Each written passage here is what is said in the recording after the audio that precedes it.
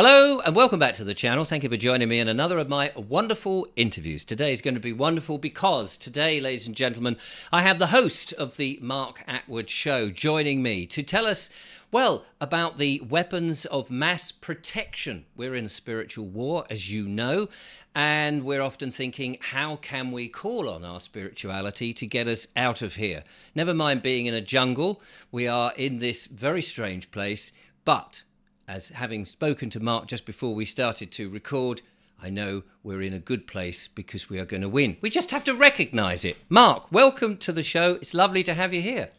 Hello, Mr. Vobes. How are you? I'm very well, thank you very much. And I'm thriving now, especially now that I'm no longer under the thumb in terms of the financial thing of a big corporation called YouTube, even though they still allow me just about to shove a few videos up on their platform.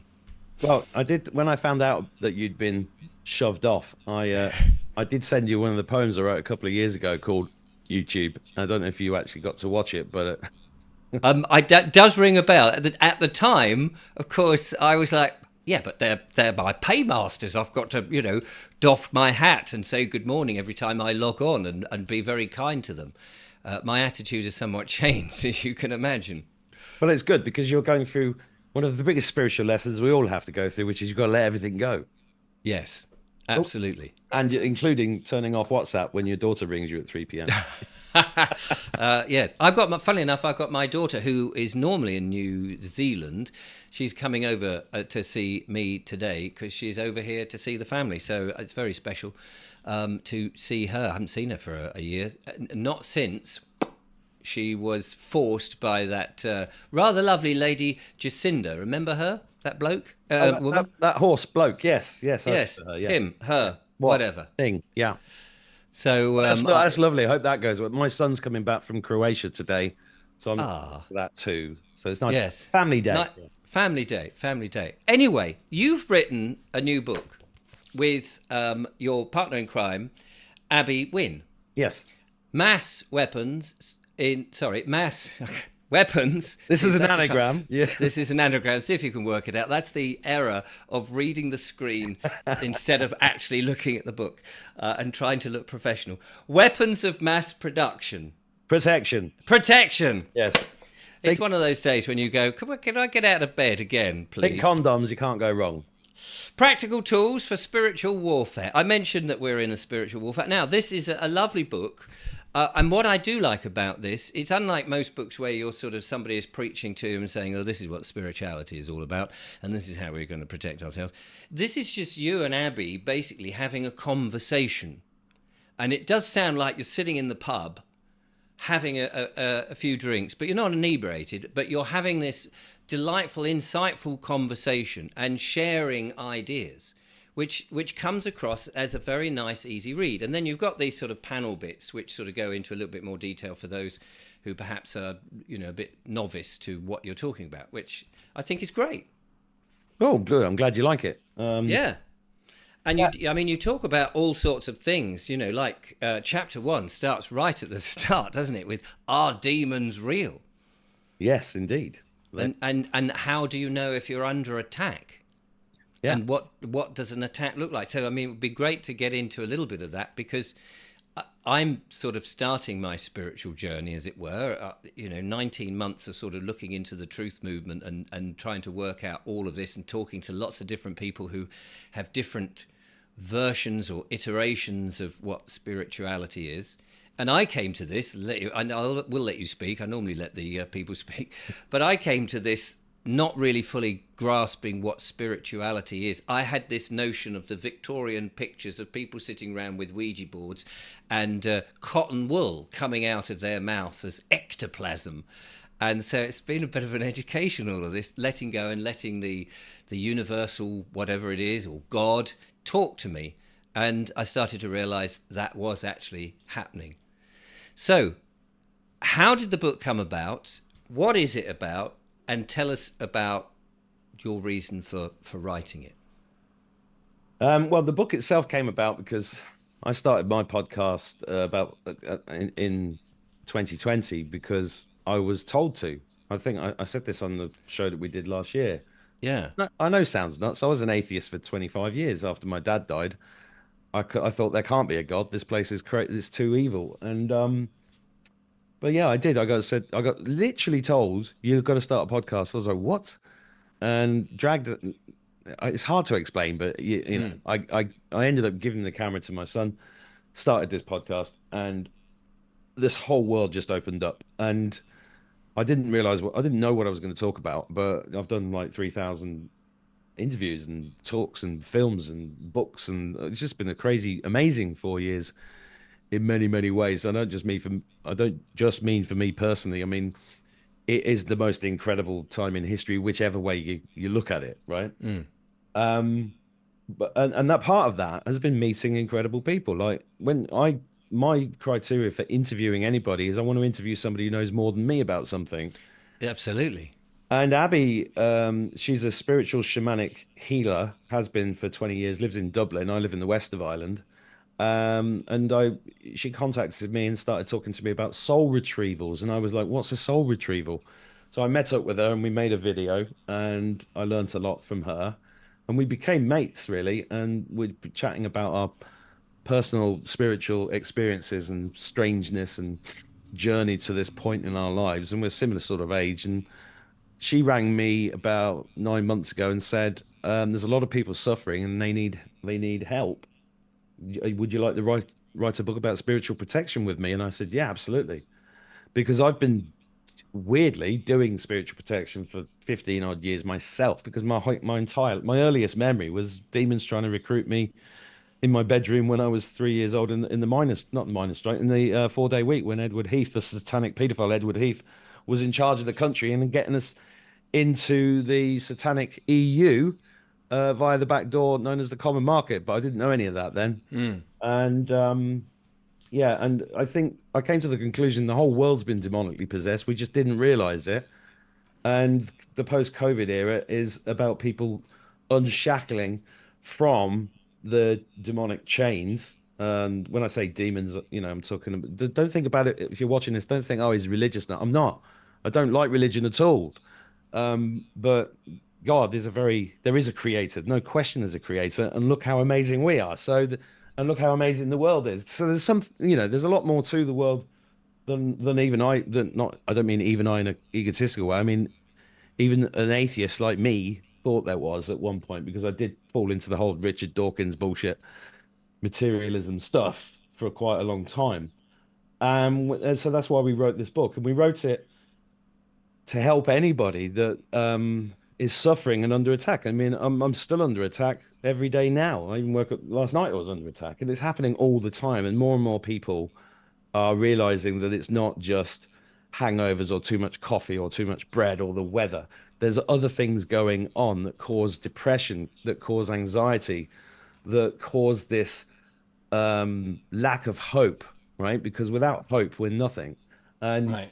the understanding firstly what it is, are they real? And the whole book is really, we did it as a conversation because it's like a man and a woman having a conversation. I'm a bit more forthright about things. She's got different knowledge. We don't always agree on stuff either. So the whole book Mm. is really it's like a springboard for anybody that's new to any of this to go and do their own research, because we're in a post-guru age as far as I'm concerned. I mean, all those spiritual leaders of the world like Deepak Chopra, Oprah Winfrey, and all those big megastars that could command tens and hundreds of millions of people watching, their spiritual wisdom are soon to be unveiled to be the complete opposite of what we thought they were. So, and some of them already have. Um, so it's really a case of saying, look, we're just ordinary people that lived this life and we've had these extraordinary experiences, and loads of other people have too. And they've got lots to teach us and tell us. And we've had our own Obi-Wan Kenobis in our own lives because we're all living through our own hero's journey. Anyway, I think where we are right now is at the end of the hero's journey for the planet, but every cell in your body goes through a hero's journey. Your whole life is a hero's journey, and the universe goes through here. So it's micro and macro, and understanding, having a kind of feel for that and understanding it is a very powerful place. And personally, I'm fed up of waiting for the bad guys to be all taken out. And I think the more people that learn how to protect themselves spiritually, the faster we're going to get through it. So Yeah. that's the rambling long version of why the book exists. And we released it about a month ago. It's got amazing reviews in the print on demand sites where we've had to put it to be able to get worldwide distribution in the right way. But we've also done it, and I hope I've given you a link that you can share with your viewers where you can get it for free. This is not about selling books. This is like, Gosh. if you've got no money, go and sign up and get the ebook for free. It's the link will be near here somewhere, Right. and then take it from there. Be in the description, yeah. And if you want to go further and you want to go and buy this lovely new hardback that just got delivered yesterday, go and get it. Support the writers, but you don't have to pay for it to get the information. And Abby is extremely practical, and she's put in loads of exercises and meditations and all sorts of loads of stuff. Actually, we've done an audio book version, we've done a video version, because people consume information in different ways. We understand that. So we've just tried to make it as available as possible to as many people as possible to speed this bloody war up, because I'm fed up waiting for us to publicly win it, even though I think we've already won it on another dimension. Here, there's a lot of very frustrated people who are still focused on the 3D stuff instead of focusing on their own connection to God, and then making sure that they're protected, that their auric field is strong, that they recognize when they're being attacked. And usually it's because as your frequency rises, you will get attacked. It's like an automated defense system. It's like the Iron Dome that Trump mentioned the other day in Israel. It's a system that we can beat because we are more powerful than them, which is why they go to all these massively convoluted lengths to get us to agree to kill ourselves. Right. So, I mean, tell me about these demons then. How do we perceive, or how do you perceive them? What are we, in order to understand that we're being attacked by these things, especially if it seems to me that there's a contradictory in terms. If you're raising your vibrations and you're all about love and you're much more open, you'd think that your power is so strong that these demons couldn't get you. But if you're down in the dumps, or you're feeling sad, whatever it is, that you're more vulnerable. But you're saying they're more likely to attack you the higher up the table you go, as it were. Well, I mean, your natural state, your state before you come into this realm, is one of extremely high vibration and love and unity consciousness and all of that. That's where we come from. We come here. This is the densest place there is, and the whole system is satanic. Birth in the West is a satanic ritual. That's why you get doctored through the birth canal, and then you get separated and disconnected, and that's why they take the blood and they separate the mothers, and they push cesareans and I'm going off on one about birth, but sure. But that's only quite recent. I mean, in terms of history, that's only quite recently, isn't it? I mean, in the a couple of 100 years ago, there you are in your village, and the woman is pregnant. She's got maybe a friend around her, and the husband's out there on the field, sort of tilling the soil or whatever he's doing, and she's just got a coat. And, oh, hello, darling, I've just had another couple of sprogs. You swine, I don't want any more mouths to feed. Stick it in the hedge. Bung it down the well. That's true, and relies upon lots of assumptions of what we know about history, because we're all about to learn. Well, of course, that is, yeah. I mean, there's always that proviso, isn't there? That our history is, that's a whole other rabbit hole. But yeah, no, I do take your point. The point I was making is that the system in and of itself is designed to create misery and for you to lose connection to your creator.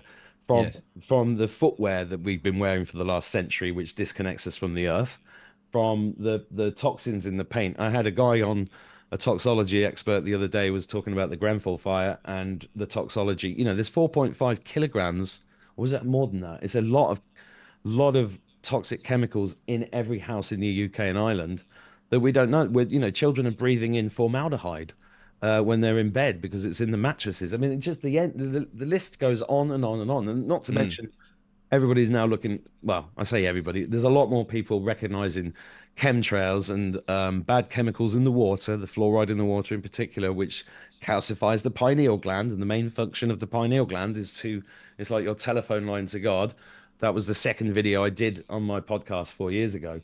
So these things are in place to answer your question. The people that are low down and depressed, they've already done their work on them. The demons don't need, they want them to take their own lives. The pharmaceuticals that these people take, antidepressants, have suicide built into them. They do not solve your depression. They make you more depressed and they make you suicidal. Yes.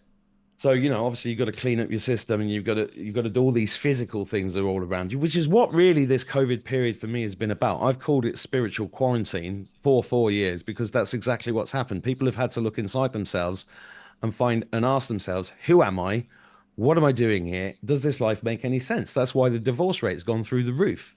That's why so many friends and families have split up in the last 4 years, because people are finding out who they are. And from my perspective, COVID is the best thing that's ever happened to humanity, because we now know who everybody is. We're all on a different point of the journey, and there's nobody greater or better than anybody else.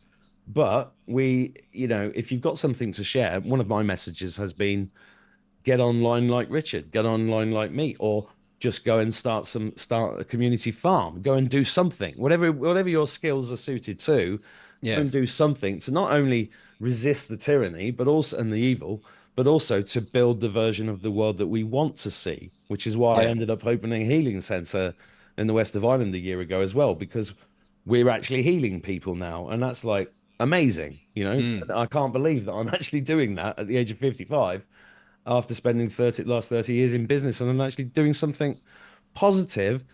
And it's not about being perfect. This is the other thing that people get bogged down with. That's what I mean by being in a post-guru era. We're not looking for perfection. We've all made mistakes. We've all learned that fear is their biggest weapon against humanity. But two of the other biggest weapons are shame and guilt.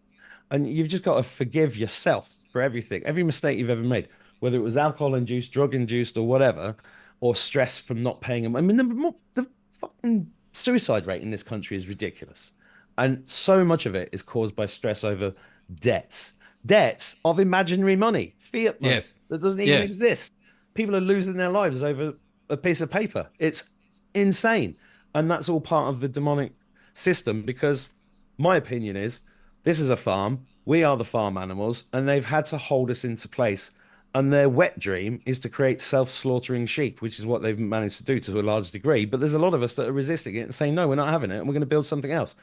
And there are tools that you can use that are in this book that will help you recognize when you're being attacked and keep them at bay and fight them off, and therefore rise higher and become who you're supposed to be, and remember who you really are. Because that's what happens as you get higher. You start getting more inputs from the Akashic records. You start getting more perspective on this war that we're in, and then you just find more peace and serenity, and realize you're an eternal spirit having a human experience, not a human having a spiritual experience. Yes. So I'm just coming back to these demons. I just want a sort of bit of clarity on this. These demons can take place. Are they twofold? One in sort of human form, like the government and the bailiffs and the sort of nonsense stuff, and also in a sort of non-physical entity that's hitting your thought processes and affecting your emotions. Yeah, that's a good point. I remember watching you talking about when the bailiffs came and how horrible that man was with the keys in the van, was it, or the car? Mm. That was a demonically possessed man, and we're surrounded by them. They're the ones in the hospitals doing the TikTok dancing when the vaccines come out. They're Yes. they're demonically possessed. They may not even have souls. I actually think 80% of the people on this planet are not actually human, but that's another rabbit hole for another day. Yeah. Um, if you look back throughout history, we've always had people that can see through the veil. We've always had people in every part of society, however far you want to go back and however much of that you believe is real. But if you just look at historical artifacts, like even cave wall paintings going tens of thousands, if not hundreds of thousands of years back, even medieval paintings of demonic entities or fourth dimensional beings. I mean, if you look into one of my favorite subjects of study is John Dee. Have you heard of John Dee? Who was the advisor to Queen Elizabeth I? Yeah, he was an alchemist, a polyglot, a mathematician, a physician, but he was also a sorcerer. And Right. John Dee apparently could tap into these. And the reason my last YouTube channel got taken down is because I linked John Dee to Mr. Schofield all the way through Jimmy Savile and Ian Fleming and Aleister Crowley and all the way back. I think there's a through line with all of them, because So John. I should just say goodbye to YouTube right now then. No, I said Uh, Mr. Schofield. I didn't say which one. Ah, yes, there's many. Paul Schofield, by the way, is a very good actor in He's that a film. superb actor, A yes. superb actor, and I don't think it was him, but there's No, a lot of Schofields in the telephone book. there are. If It could be if any that's one of them. it could be Any one anyone. of them. See if you can get a copy of the telephone book first of all. But they just took my YouTube channel down like that. No warning, no strikes, nothing. Down, gone. Right. And that was interesting to me because I was like, why would they take that one down when I've got all these other ones talking about what I would thought were worse things? But Yeah. if you look at John Dee, the story is, I mean, most people know that he sank the Spanish Armada off the coast of Sligo, which is near where I live, twice. I think it was three times in actual fact, using sorcery. Now, sorcery could be described as there are some people online at the moment talking about that being dealing with the Draco and having flying saucers disturbing the sea. It doesn't really matter which way you look at it, but that is definitely historical record that there was something powerful about John Dee, and the Spanish Armada did strangely sink at least twice off the coast of Ireland. So Queen Elizabeth did not have to raise her armies. And then when you look a bit deeper into John Dee, he was communing with fourth dimensional entities and he was hungry for knowledge and he was asking them for the secrets to the universe. And he did a deal apparently where you had to get in order to get the knowledge, they wanted something in exchange for that, which I don't want to upset viewers, but go and do your own research. But it involved blood, and that's what I think is really possibly the beginning of the biggest industry on this planet, which begins with A and ends in Chrome, and the reason why Google called their thing Chrome, by the I way, see. is totally connected to that. So when you understand that and understand that he was so overloaded with information that he set up universities and brought in scholars in order to write all this stuff down to put into secret vaults. So I think this all links to Tolkien as well, because Tolkien said in 1959, Lord of the Rings was based upon the true history of the Earth, based upon the books that he read in the secret vaults, based on the works of John Dee and the people that followed through.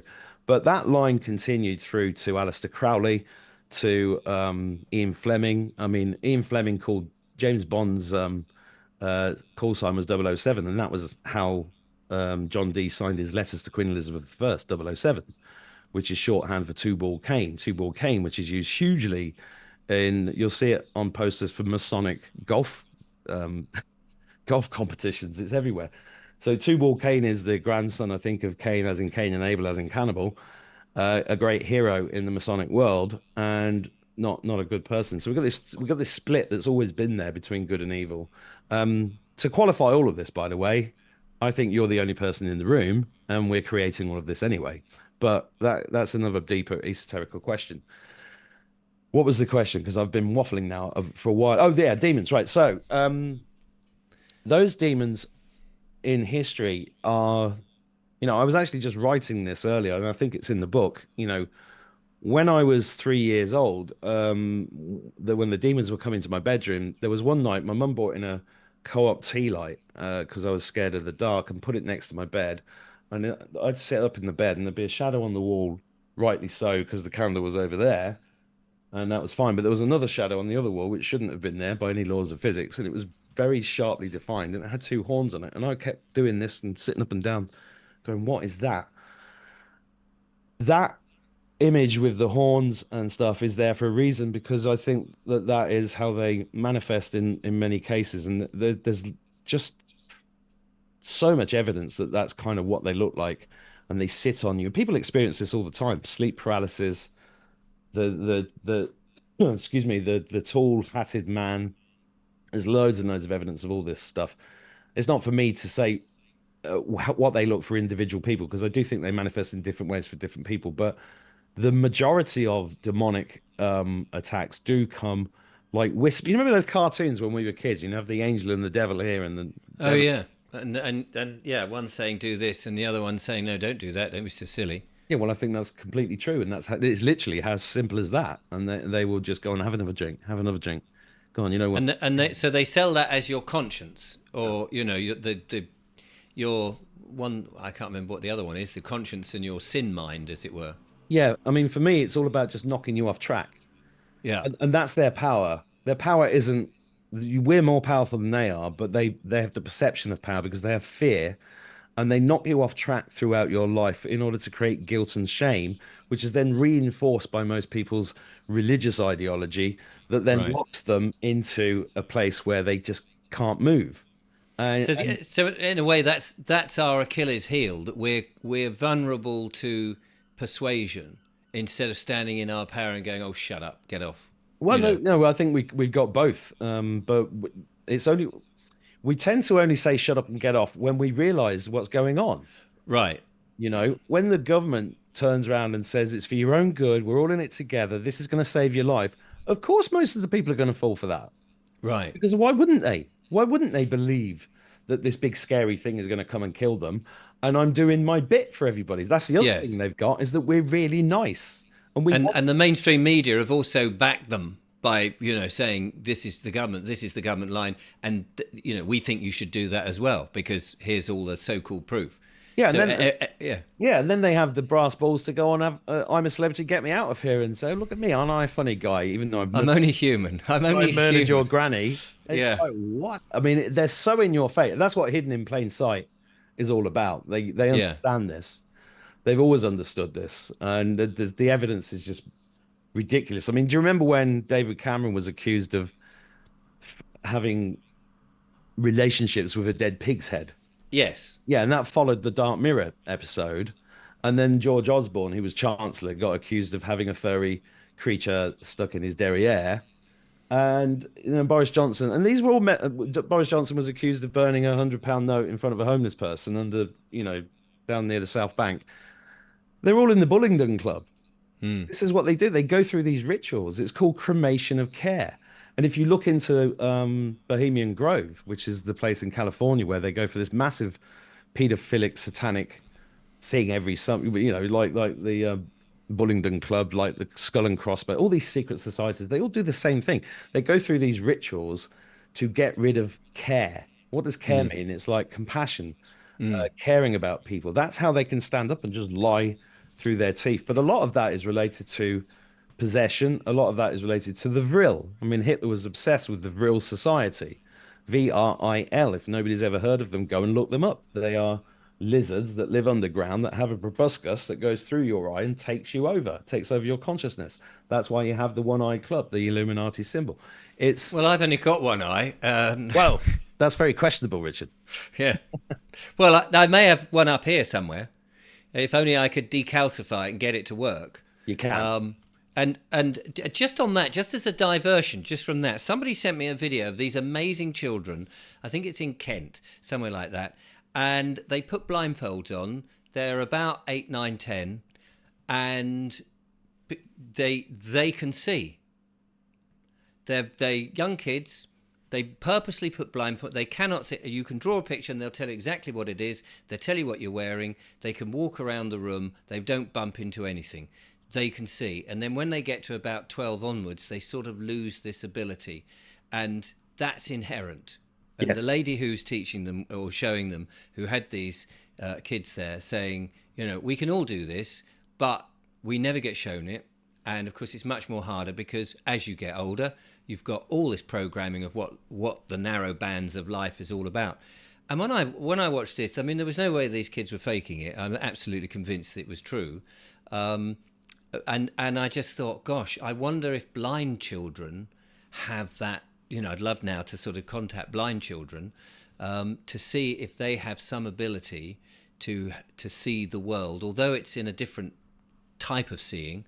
I mean, it was absolutely amazing. Well, But anyways, my brother was born blind, and was he and totally blind? he's registered blind, right? So he's listed as partially sighted, and that was allegedly caused by rubella, which I believe, looking back on it, was actually caused by a vaccine, right? Which altered his DNA, which altered his son's DNA because he wasn't supposed to be able to pass it on, but his son was born with exactly the same condition. And when he was treated horrifically as a kid, not by my parents, by the system, and he ended up going to a boarding school in Coventry. I was in Northampton, and I used to, when he was away, I used to put a belt around my head and walk around the house trying to see what it was like to be blind. And I used to walk around and not bump into anything as a kid.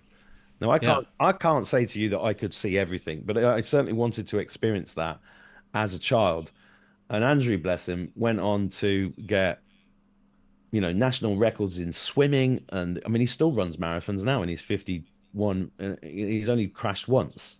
He runs on the streets. He can hardly see. I don't know. Right. So there is, the body does have incredible abilities because we have an energy field. The heart field is 2 miles out, but the energy field itself is, the auric field is really who we are. This is why when you get people come close to you, say, "Oh, you're in my personal space," or "I've got a good vibe or a bad vibe," because we're vibrations. We're picking up on those things all the time. The whole system that we're in is all about putting those frequencies out of kilter Mm. from back to the stuff I was saying earlier. Really, what GMO food and pesticides and poisons and everything else. It just disrupts your frequency. When your frequency is disrupted, there's a place for these things to get in. It's like this is why there's bars on every corner across the world in most countries where you can drink booze because they're letting it's a way to to give them access. Otherwise, it'd be magic mushroom bars on every corner instead of booze corner. Yeah. And and I like a drink as well. It's not that I'm not preaching at anybody. I'm just saying that once you start to see it that way, you see, oh yeah, that's how they've screwed us up. And oh, hang on, we're not top of the food chain. So what's going on here? And really, I just want to empower people to at least look at it and Mm. start to find their way out of that situation. But yeah, you're right. The human race, humans have incredible abilities, and also these things are coming online. We've been taught in schools and through media that 97% of our DNA is junk. It's not junk, it's just deactivated. And what I've seen anecdotally in my own life and with people that I've met on my travels over the last 4 years, especially, is that people are becoming more um, psychic, they're becoming more intuitive, they're becoming braver, and they're becoming more detached from the systems that were there. So in many ways, I do believe that all of this is God's plan, and it's all about finding that. You're being given the opportunity to find that connection, and the human race is being divided like into two really at the moment, and that's I want as many people to come across the bridge as possible. Hence, writing these books and doing podcasts. But as my old friend used to say, you can take a horse to water, but a pencil must be lead. Yes, very good. So I was just thinking there as you was talking there about the amazing ability of the human, or our spiritual side of our humanity. Do you think that? And you mentioned everything's vibrational and all of that. Do you think that some of these physical, whether good or bad, I was going to go down the negative side, that's a medical intervention or an illness or whatever it might be, but it doesn't necessarily, it could be the positive side of things. If everything is vibrational and it's all buzzing at different vibrations and we're able to control that vibration, then does it follow that ultimately, even though you might have taken something from the government in terms of a medical bonus, let's say, to help you get through the issue that they've told is happening, and even though that might be crammed full of something which actually doesn't really work in what we would call a biological way for our benefit, but if you're strong enough and have a strong enough belief and are able to sort of raise your vibration, could you change those vibrational forces of whatever that physical negativity is into something that actually will either leach out of you and do no harm, or turn it into an actual, a more rosy glow, if I can put it like that? I believe so. Yeah, I mean, Jesus said, "You too shall do as I do," but more so. I do believe, I know human beings have these abilities, but the people that actually agreed to this are going to be far lower down frequency Yes. wise and pushed down further. So it's a taller climb up for the ones who've had the bad ones, especially. Yes, I suppose that's a bit of a bad argument thing, because the whole belief system Yeah, would have to shift so high to make that seismic change. But if you're already relatively sort of able to push away a lot of negativity, you could look at things like EMFs and fluoride in the water and say, well, actually, do you know what? I don't mind if I have the occasional glass of water out the tap, because I really am able to just disperse it Well, and not let it affect me. excuse me. I should be able to disperse this cough. But, I absolutely 100% agree that that is possible. And the great piece of evidence for that is the rainbow bodies in Tibet. There are monks there that I think it's 13 years of meditating without a negative thought. They literally go into their light body and they leave behind a husk of their former selves. And I don't know exactly what the number is, but I know it's in the high hundred and something thousands, might be 800,000. Don't, if you're watching this, correct me in the comments. But these are recorded instances of people vibrating at such a high frequency with just good thoughts that they go into what's known as the rainbow body. And then you've got things on the scale. I met a guy the other day who was talking to me about miracles that he's seen himself. And I was a brancardier at Lourdes because my friend's dad used to run the pilgrimage from Liverpool down to the place in France where people thought they saw Our Lady. And I think it's more to do with the water. But I saw miracles there because of people's belief. Yes. People literally get up out of wheelchairs that they've been stuck in for years and walk away. Again, and we know, and don't we know, and we don't really take too much, and we don't champion this, but we know that the placebo effect, which is used by the medical profession, and yet, you tell somebody, just have this pill, it's going to make you so much better, or clear up that rash, or make your hair grow, or your nose grow longer, or whatever it is, get rid of the wrinkles. And people, if they believe that person who's given them that sugar pill, the pill's doing nothing, but it's that belief that, oh yeah, these little white pills do work. And it works. People know it works. So surely knowing just that the belief in something is enough to make dramatic changes, that we should all be able to sort of go, bloody hell, by just believing in such and such, I can keep myself fit and healthy, and I don't need this and what have you. I totally agree with that too, but we are under so much attack that it's hard to keep someone, we can't all go and sip a mountain for 13 years and wait for all this to kick in. I mean, when I opened the healing center here, I got a lot of people saying, we are the med beds, Mark. We don't need these machines, because we started with hyperbaric oxygen machines, red light beds, PEMF therapy. We've got an Orinoco quantum healing machine. We've got, of course you have, sound bed healing. We've got light heat, all of this stuff. And my answer is the same. It's like, yeah, I know that we can do all of this, but the majority of the human race is nowhere near that. So they need to be able to walk into a place, go, oh, there's a lovely machine. I go in that for an hour. And even if it's just achieving a state of relaxation, that's massive. Yes. Most people don't do that. No. Most people do not take an hour and a half out of their day to just relax or meditate. But, that's because the system makes it impossible. This is why, again, so many people fell out during COVID, especially during the first lockdown, because most people were like, oh, God, I'm married to you. I didn't even know who you were. Yes, I've not spent so many hours in a locked room with you. Yeah, for 20 years, I've been passing like ships in the night, watching the TV, and people have just had to.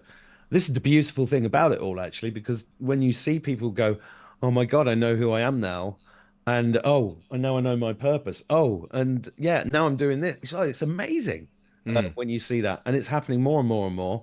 And I'm an apocalyptimist at the end of the day. I know the apocalypse is the great revealing in Greek, and I'm optimistic about the outcome because I always have been. And I didn't come here to lose, and I didn't come here to see us fail. We're gonna win. We're incredible. Don't get bogged down with the fear on the TV, because it's literally all fear and theatre. Yes.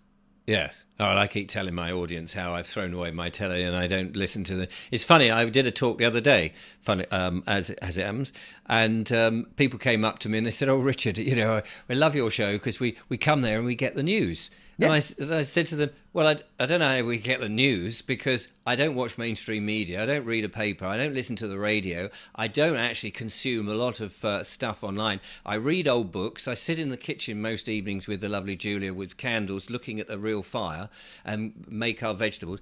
And I desperately try and think, what can I talk about in my monologue the next day? Because I try not to. I mean, people do send me emails and say, oh, this is happening and this is happening. And I may regurgitate a bit of that from time to time.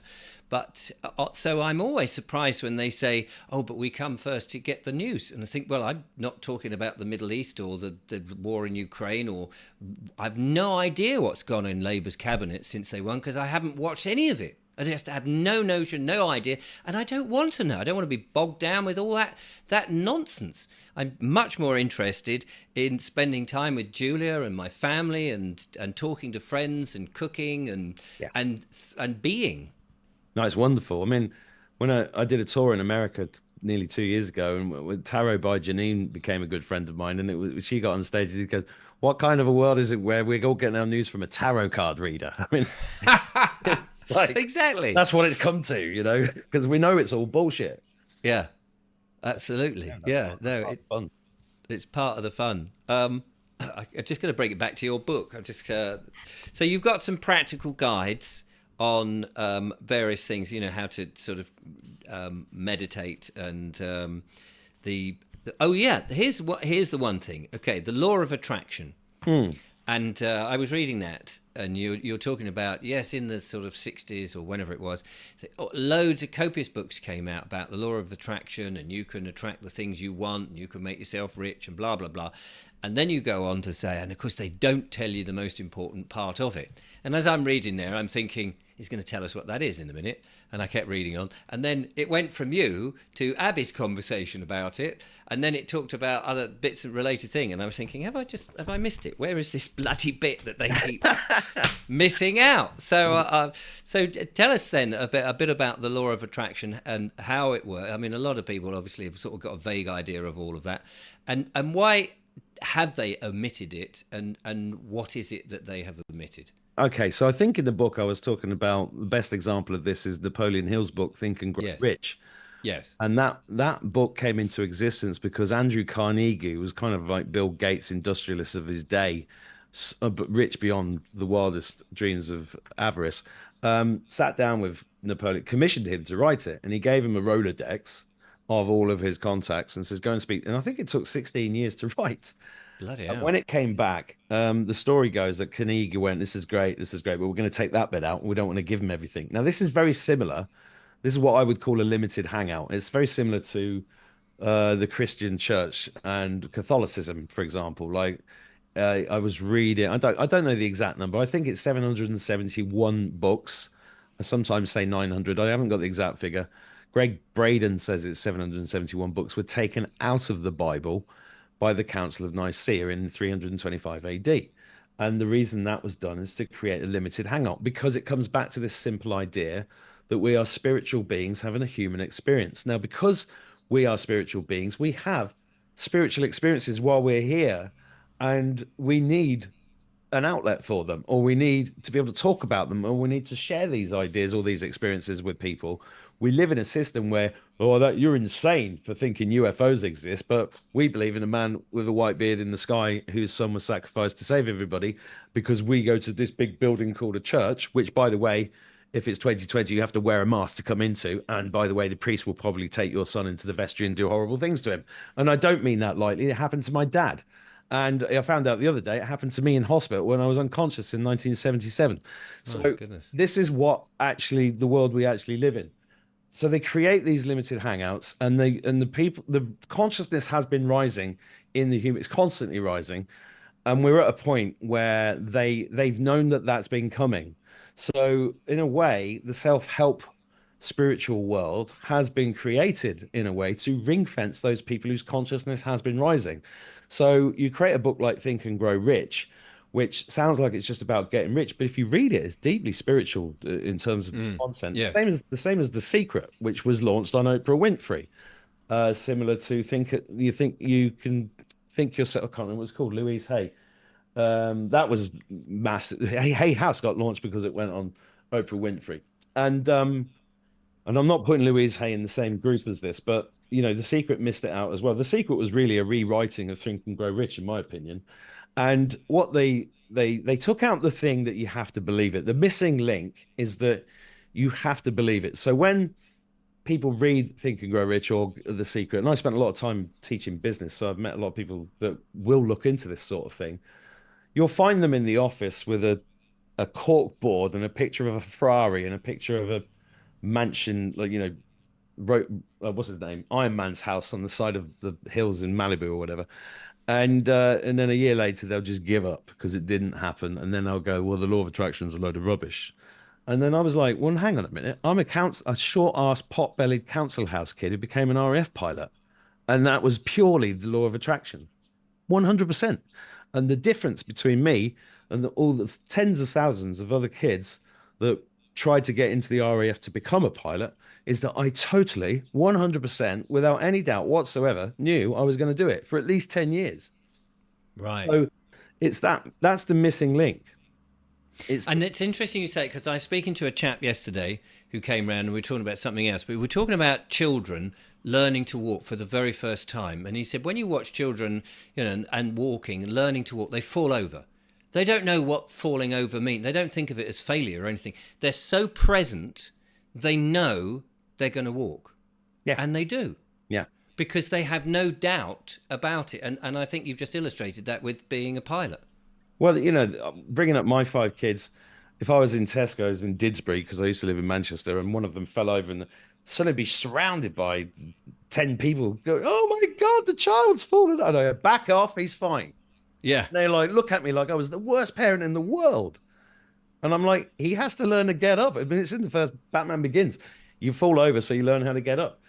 You know, we literally live in a world. I mean, when my son was born, it's 20 years ago, my eldest, I actually had and I'm ashamed to say this, but I actually had the thought of putting those things at the top of the stairs and the bottom of the stairs to stop the baby crawling up. And my ex-wife, bless her, was right. She said, what are you thinking? The kid, he'll know not to fall, and if he does, he'll learn from it. Yes. And we had the same thing. We had a Rayburn. I've got a wood burning stove now, but we had a Rayburn when the kids were small, and it was wood burning or coal burning, multi-fuel, and we had a front room fire, and we didn't have any protection for it. And people would say, but what if he falls and stumbles into it, or he puts his hand on it? I said, but they just don't. They don't. They don't. They can feel the same as you and me, and they go. And if they do it once, they've learnt. And there was a case with my son Billy, bless him, and he was about 10, and I was ironing clothes back in the day when I used to bother ironing. I was ironing clothes because I was going off somewhere, and he said, "Is that hot?" And I said, "Yeah, that's how it works. You know, it sort of flattens out the thing." And he said, "Can I touch it?" I said, "You can if you want." So I didn't stop him because we'd established that it was hot, and he went, "Ow!" And I said, "Did that burn?" He said, "Yeah." He never did it again, and but we laugh about it. You know, we'll say, "Remember the time when you touched the thing?" And he goes, "Yeah, that was funny." Same thing. Like one of my second daughter, I did the same thing with Chili's with her when she was about 4, and you know, she was flying a plane at 14. Wow. Fearless. And yeah, I could go into that's another whole episode. It's another, absolutely, a whole episode. But it is all these things that we put boundaries on things because we don't necessarily believe it, and the worst is to do it for children. We've just forgotten who we are, right? And it had to end. Society could not continue. It just couldn't. It was Sodom and Gomorrah, and I think what we're experiencing now is like the lancing of a boil, or going through the process of having a fever. It's horrible. There's loads of mess. There's runs to the toilet. There's mucus everywhere. It's disgusting. It's painful. You wish it was over, and it will be. And it will be. So it's over. Like it's a big global detox. I think it is, yeah. And we've got to shake this shit off the back because we're going somewhere amazing. And if we're not, I wouldn't bother getting up in the morning. And it's not just about me. There's millions of people like me. Yeah. And no, I totally agree. I mean, because if you're constantly I'm doing a YouTube channel or a podcast or whatever, there's always loads of trolls who are telling you that it's all rubbish and they're trying to undermine you.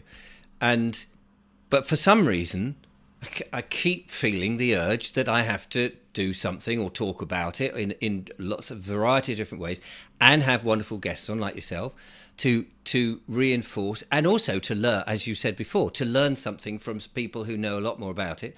And you just think, I have to keep doing it. Why do I have to, especially now that you've been defunded from it all, and yet it seems even more important to talk about these things, because the amount of those people who say, Richard, it's really made a difference. And you go, has it? Yes, it has. You've done an amazing job, and you being taken down shows the doubters, oh, there is something to this. He got censored. Why? Lovely Richard Vobes got censored. Why? And then it gets that, and it's all part of it. It's all part of consciousness, I think. And it's a wonderful thing to see. And yeah, you've done an amazing job. Yeah. I've lost my... Yeah, no. So going back to your book, bringing back to your book, because it is a fascinating book. I don't want to give too much away, because it's definitely worth getting hold of and having a look. But let's just move away, because the other thing that you do is a bit of poetry, and I know you've given me permission to show and share one of your poems. Well, the first thing, at the time I met you, I gave you one of these. You did. God Wins. Very big book. And we did a thing about that, and I'm just looking where it is, because I thought I had it on the set. It's holding up the coffee table in the kitchen. Oh, it's probably doing that. But it's a great book, because each page is very powerful on itself. You know, the visuals of it is very powerful. And I remember waxing lyrical with you about it. But I thought I'd put it in here, but I think Julia It's very good as a burglar weapon. Bang them over the head with it. Bang them over the head, and so there you go. God, one again. Exactly. Yeah, naught to you, mate. One to God. Especially bailiffs. Exactly. So the thing we're going to play in now, can you tell us something about it before we play it in? Just give us some context. When things really kicking off in 2020, 21, I saw these amazing. You know, I've got a big problem with the BBC, as anybody that follows me knows. The fact that they've got a paedophile statue outside made by a paedophile that's been there since 1926, and then they just rebuild it if you try to take it down. The fact that they supported Jimmy Savile for 50 years, Philip Schofield, the list goes on and on and on and on and on and on and on. I hate the BBC. And there were these amazing people outside the BBC telling the BBC what a bunch of paedophile satanic bastards they really are. And when that happened, I got this download that was so intense. And I wrote a poem called We See You, which is a really powerful, dark poem about them, about us seeing them. And then about a year later, I got this poem given to me called I See You, which is like a companion piece to it. And it's just a really uplifting piece of work that's, you know, it's got my name on it, but really it came from God, because he told me that it was for me as well. And, you know, I've seen men in monster trucks in Texas crying their eyes out watching this poem, so I thought it would be nice to share it as an uplifting thing to finish this show off with, and to thank you, because it's also for you. Oh, bless you. Well, let's have a look now. I've got to get all my eggs in the right basket here to do this, so bear with me. If I remember rightly, I think it's here. There we go, and we will play it now.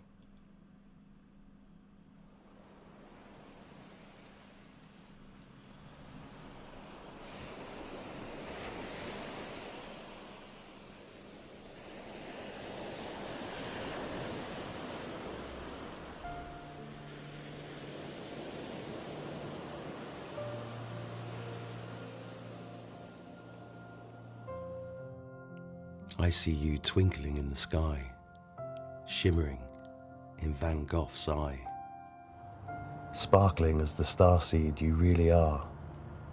You've come so far. Born onto the facsimile earth, all memories erased. Not one iota of your talents, of the children you once raised.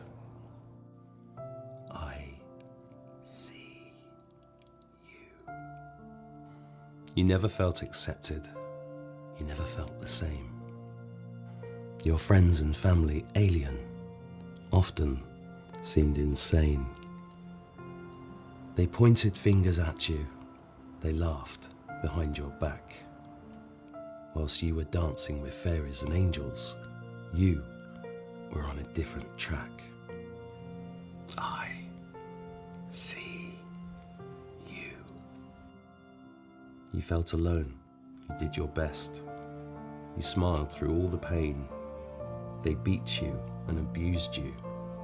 They knew you'd come to end their reign. As winters came and summers left, the leaves fell over years. The spirit voice inside your soul grew louder through your tears. I see you. They broke you down, they tricked you, they stabbed you through the heart. They feasted on your effervescence, they relished you apart. They stole your youth, they stole your money, convinced you they were right. But every time they ripped you open, closer came their night. I see you. Like the caterpillar at the end of life, entombed inside the cocoon. The hero's journey final act, when all seems certain doom. Those belittle words of faith and belief diminish amidst the noise, yet you hold on, you won't let go. For the battle, you are poised. I see you! Deep, deep down, you hear the cry. In remembrance, you answer yes. The fight was laid before you. To come is yet the best. Besmirched, belittled, tossed aside, you nearly lost your way. Letting go of all beloveds, you tried your truth to say. I see you. As the veil it dissipated, as all the solids melted, the remnants left fought their way to sovereignty, once doubted. You stood your ground, you found your power, your strength became unbounded. For you are the warrior child of this world, in your brilliance our future founded. I see you.